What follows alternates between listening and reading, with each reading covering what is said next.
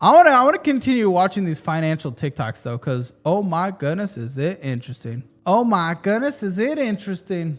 So credit card debt in the United States is f***ing wild. We know this. We talk about it. We see it on the show. It's relentless. And honestly, the way people talk about it is just moronic. And, you know, we have the doom spending among Gen Z and among millennials. And I just got to see what people are saying, man. On me at all times. When I was 24 years old, I filed for bankruptcy, and I feel like I'm finally ready to talk about it. I feel like a 24 is so young for bankruptcy. bit nervous about talking about it because people probably don't see it, but whenever I get like hateful and rude comments, I just delete them. So I feel like this is opening me up to that. And yeah, I'm just a bit nervous about it, but I'm gonna share it anyways. That's okay. So people have better understanding of my background, why I am the way that I am about money. So I filed bankruptcy in November of 2018. I think it stays on my record for another 2 years, which is why I'm kind of like, whatever. This was a while ago. What have you done since then? A lot of people, if they don't change their behavior, they just get back into the same bad debt they had in the first time. It's true. Like I'll just talk about it now because it's going to pass soon. But yeah, so basically what happened is, I won't get into the whole long story, but I ended up racking up $25,000 worth of like credit card and line of credit debt. And listen, honestly, that's not really, you can bankruptcy for obviously any threshold, but in terms of threshold where we just give up, I think you could have crawled out of that quicker than having bankruptcy on your record, if I'm being honest. I didn't have the proper education on money and on budgeting. No one does. And when I was able to get a credit card and have credit, I used it. The way it worked for me is I met with a debt person. I showed them all my debts, basically signed over everything to them, and I ended up paying, I think it depends on your income and depends on your debt. I don't know exactly how it works. I honestly forget.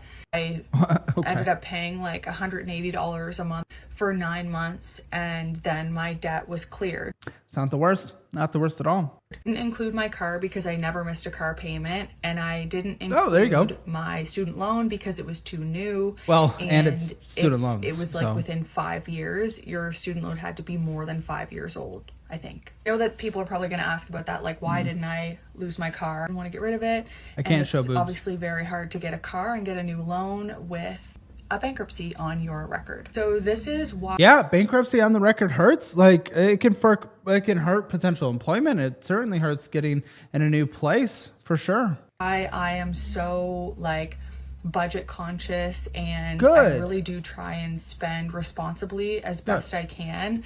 And why I'm kind of like uptight about money and like everything needs to be perfect. Plus the fact that I live by myself and I'm the only person that pays the bills, like it only falls back on me. I don't have anything else to rely on. So that is why I am the way I am about that. And while yes, you can say, why would you listen to my Weird at input? it. Like I'm in debt or I filed bankruptcy, but like, well, no, it's good to go over your experience. that's more reason to listen to me because I've gone through it. And so, I mean, same. I mean, that's why I have my show. That's why I started the show, right? That's why I talk to people in bad situations. I was in a bad situation. Started going in at 18 right away. Opened that credit card, got a piano with it. It's crazy. Took me years to climb out.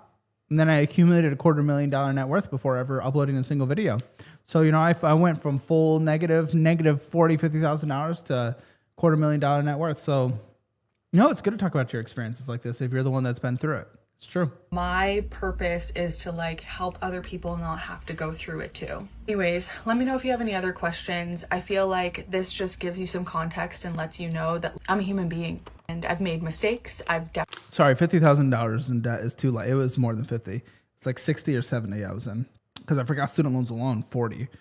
Federal and then private combined. I guess that was 55. Probably closer to $80,000 in debt I was in. Oh, fuck me. Oh, such a while ago now that I don't really just like sit and just like endlessly think about the past. I'm very future looking. Learn from the past, but I don't hyper fixate on it. Definitely learned from them. I feel like the debt I have now is definitely not a mistake. It's more out of necessity. But yeah. Anyways, let me know if you have any questions. Here's how I finally came clean to my husband about the amount of credit card debt I had racked. Your husband!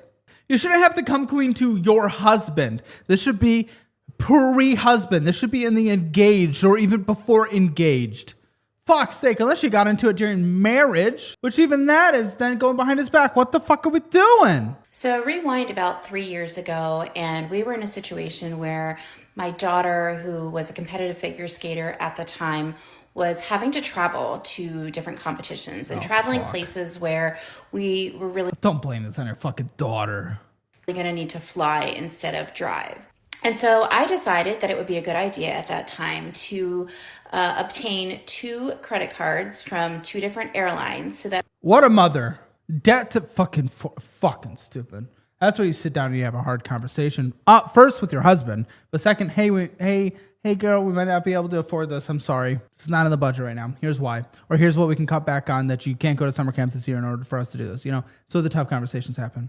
we could use the points that we would be able to gain from those credit cards, like the rewards programs, to fly. So that way we wouldn't have to pay to fly to these competitions. That is pay. Oh, I think she thinks the points. Oh, fuck. We had to go to. In theory, it sounded like a great idea, right? In theory, sure. You get the credit card. I use it to make the minimum amount of purchases needed to get the reward points, and then I paid off. But it didn't really work out that way. Oh, it didn't? What?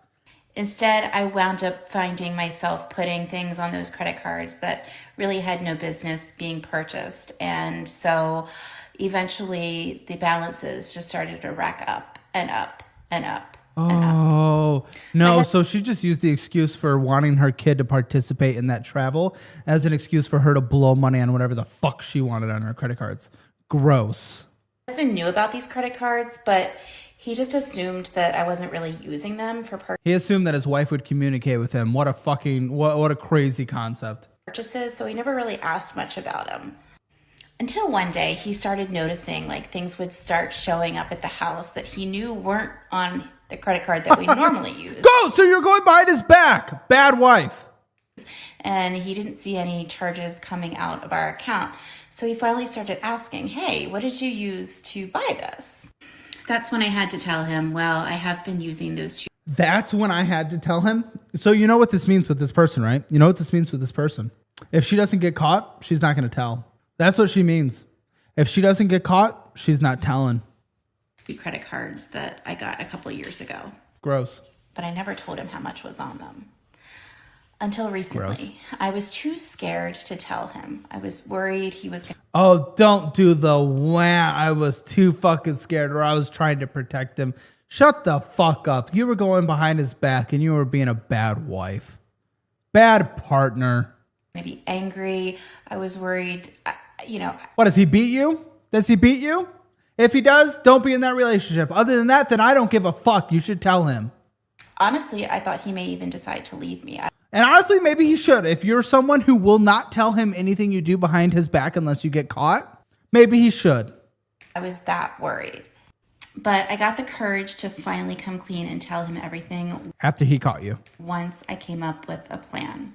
My plan was basically I'm going to pay these off using my overtime pay and also by figuring out a way to make additional money online. Okay. Online. Is that what her fucking TikTok is? Husband, I'm going to go make additional money on. Please let it be TikTok and not the other thing. Oh, fuck. Once I had a plan in place, I finally just told him. He asked me one day. It wasn't anything planned. He just simply asked me. He said, how much do you have on your credit cards? And because I knew I had a plan in place and because I had finally decided to dive into digital marketing and I was hopeful for the first time in many years, I finally could tell him the truth. This is fucking disgusting. Does she not realize this is disgusting? She's willing to hide this from him out of fear of having to have a confrontational conversation. Unless he's violently angry when you bring up bad things, then I don't give a fuck. Or even verbally abusive, but it doesn't sound like it. That's not what she's insinuating. So, no, this is just selfish behavior on her own, and it's honestly disgusting. And guess what? He didn't leave. Well, maybe he should have. He's still here. Maybe he shouldn't be. And we have a plan. If you're a mama and you have credit card debt that If you're a mama, do not fucking act like this one. maybe you haven't told your husband about, give me a follow. Reach out to me. I'd love to help Yeah, she's the person to take advice from. Only confesses after she gets caught. Great. you through your journey. If you have any questions on how to make money online Oh. or how I'm getting started with making money Girl, we don't want to see them. That's all I'm going to say. We don't want to see them. online, go ahead and click the link at the top of my page. I'll see you guys in the next one.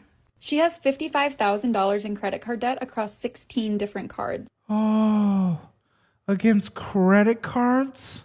On credit cards alone? It's not even like a student loan or anything? Oh. Let's make her a plan to pay it off. Starting with her expenses and debt, I highlighted her debt minimums, and she pays a total of $1,724 just for the minimums each month. Otherwise, her expenses seem quite reasonable to me. I would just like to acknowledge her car payment. Amazon, get rid of Amazon. Go to the store. Netflix, I'll allow one subscription. You have to choose where it goes. Yeah, the rest of that's fine. Rest of that, well, I mean, the car's debt as well. I don't know why that's not considered debt, but okay. $470 per month. I'm not suggesting she bike to work or anything, but I am. even a couple $100 extra a month would go a long way while she tackles all that debt. Even a car payment closer to $200 or $300 a month would be better than nearly $500. Sure. That is the number one thing I see in her budget that would free up a good amount of income monthly. Her monthly income is $5,300, so even after Her expenses were pretty reasonable for that. She should be able to plow through this debt. But those minimum payments on the credit cards are actually quite rough. all of her expenses and debt minimums, she still has $208 left over per month. I've said it before and I'll say it again. Her very first priority should be getting an emergency fund saved, somewhere between $1,000 and 1 month of 1 month, not 1,000. 1 month or your highest deductible. expenses depending on her comfort level. That's going to be priority number 1, and then we are jumping into taking care of this debt. So I'm going to have her pay off this debt in 3 phases. So you can see here we have phase 1, phase 2, phase 3. It's broken into 3 chunks so that it's kind of easier to stomach, but this calculator also doesn't accommodate 16 credit cards, so I had to break it up anyway. But it works in her favor though, because when you have $55,000 in credit card debt, you definitely need to celebrate small wins in order to power through. Yeah, I mean, debt snowball has a higher percent chance of completion rate, even if it's a little slower than avalanche. What matters is getting to the end of the line, not getting there first when it comes to this kind of thing. So a lot of people trip and fall when they try the avalanche because you don't see as much progress out of the way.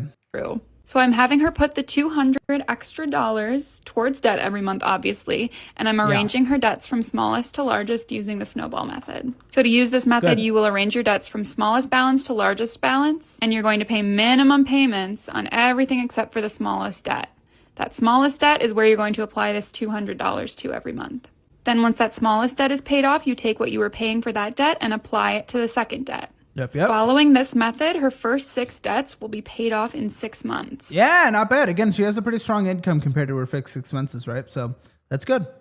The reason I chose the snowball method for her is because of how deep of a hole she's in. This will allow her to have a bunch of small wins right in a row as she pays off 6 cards relatively quickly. Moving on to phase 2, her total minimum payments for those first 6 debts totaled $300, and we're still applying that extra $200, so that totals together $500 per month that we're adding into this 7th debt. Yeah. So continuing on this trend, she will have her next 5 cards paid off by the end of 2024. Get it, girl. That's fucking it right there. Thanks for the prime sub, X Cube. Now on to phase 3, the minimum payments from phase 1 and phase 2 plus that original extra $200 totals $829. So that's how much she'll be adding to the minimum payment for her 12th card. Now on to phase 3, the minimum payments from phase 1 and 2 plus that original $200 a month totals $829. So that's how much she'll be adding to her minimum payment for her 12th card. Now the snowball has started to get bigger, but so have the balances. Continuing on like this, we'll have her completely out of credit card debt by April of 2027. Keep in mind that a big part of this is also considering increasing your income by bringing in more money to contribute to debt every month. If she can find ways to bring in additional income, this time's going to be significantly reduced. I, for example, did DoorDash, Instacart, pet sitting for my coworkers while we were paying off our debt. And then we already talked about potentially decreasing large expenses like the car. If I were her, I would be absolutely cutting up all but maybe one of these cards once the debts were paid off. I think this is just too risky for them to mess with again. While you're this deep in debt, it is impossible to get ahead in the grand scheme of life, even if you are treading water and making the minimum payments. My recommendation is she spends the next couple of years paying these debts down and does a complete overhaul in her money mindset. Yeah. And think of all the awesome things It's going to be a grind for a while. But she has a plan out, and Snowball's a good way to go. that she's going to be able to do to build wealth with an extra $1,700 in her pocket. Next up on this new series of poor financial decisions made by divas so that you don't have to feel so bad about your financial decisions, Because yours is bad? I don't know about that. let's talk about my 60% interest That's loan. insane. You heard that correct. Hey, if you're new here, my name is Diva. I was the diva of bad financial decisions. I'm no longer that person. Good. I'm just trying to get out from under this. Oh, okay. Then you probably still are. But you can feel better about yours. I promise you will. Because when you see what I signed off on, let's just say I hadn't ever actually looked at the interest rate until tonight, and my jaw hit the floor. What? If you were on the financial right plan, how would you have never looked at the interest rate until right now? The fuck is she talking about? Not a payday loan either. I like to reveal the names of the companies, but I don't want anybody to go. He was wrong. My interest rate is 64.78%. I financed $4,500, and the finance charge is $8,836.75. Oh, it's a fucking payday loan. A very big balance payday loan. Borderline at that point. I would pay a total of $13,336.75. I am a wonder at making financial decisions in the past. It gets worse. Final payment date, if I just paid the minimum, is Friday, January 14th, 2028. Yeah, I mean that's how it goes, buddy. I want to know what she spent this money on. 60%, that's fucking crazy. Financed this bad boy for 5 years. But the most depressing part is that I did $4,500 and I've been paying on it for an actual year because I funded it on October 2nd, 2023. And my remaining loan balance is $4,175.81. They take out $118 every 2 weeks. You signed up for it, but that's fucking crazy. Again, I'm concerned that you say you're on the financial right track, but you only just learned about your interest rate. That concerns me. I don't know about that. I don't know about that. I hope you feel better.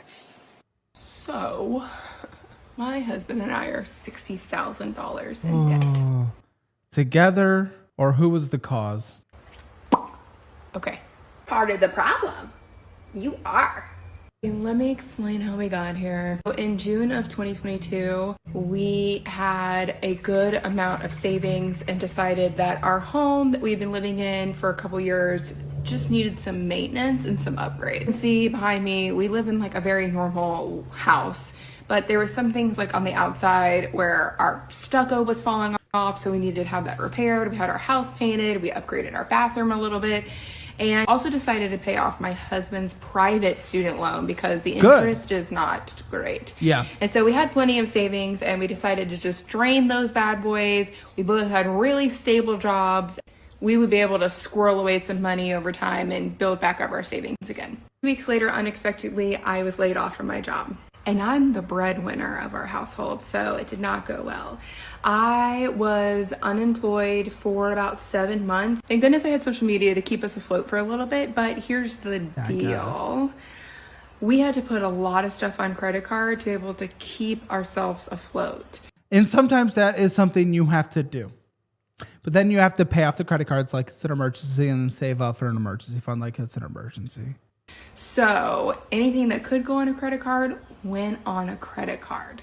And that allowed my husband's income to pay for our mortgage, our car payments, our daycare, things like that.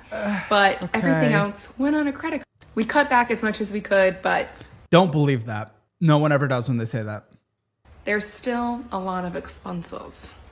We finally decided Was lip filler one of them? Was that a necessary expense? to do a debt consolidation loan, and Don't do it unless you change your behavior first, or else you'll be in double the debt.